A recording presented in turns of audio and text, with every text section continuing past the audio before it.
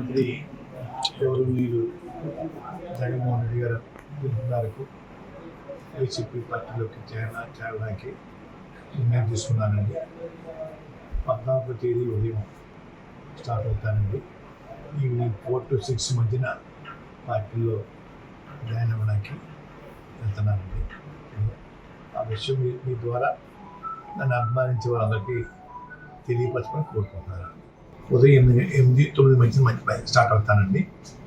Evening 4 to 6 మధ్యని సంవత్సరం పార్టీలో చేరుతానండి. తాడేపల్లి అనుకుంటానండి, ఇంకా ప్లేసు వెన్యూ చెప్పలేదండి. వెళ్తున్నామండి. సార్ భారీకి వెళ్తున్నారండి, నేనే తీసుకున్నానండి. మీరు వారి పిలుపు మిథున్ రెడ్డి గారి ద్వారాను, కాకినాడ ఎమ్మెల్యే చంద్రశేఖర్ గారి ద్వారాను, గీత గారి ద్వారా, కన్నబాబు గారి ద్వారా వచ్చిందండి. నేను కూడా వారికి మద్దతుగా ఉండాలని నిర్ణయించుకున్నానండి.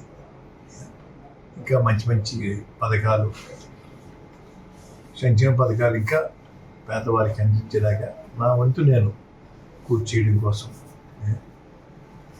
ఆలోచనతో ఉండి నిర్ణయం తీసుకున్నాను సార్. పవన్ కళ్యాణ్ గారు పోటీ చేస్తారంటున్నారు కదా, ఆయన మీద ఏమన్నా మీరు పోటీ చేయడం? నేను ఎటువంటి కండిషన్ పెట్టలేదు సార్. ఎమ్మెల్యే సీట్ కానీ ఎంపీ సీట్ కానీ అడగకున్నాను. సర్వీస్ చేయడం కోసం వస్తా అని చెప్పానండి. భగవంతుడి దయ వల్ల వారు మళ్ళీ అధికారం రావాలి.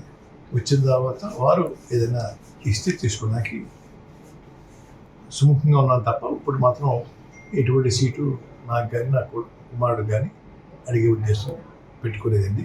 అన్కండిషనల్గా నేను చేయడానికి నిర్ణయించుకున్నాను సార్. రాజకీయంగా సార్, రాజకీయాల్లో ఉంటాను.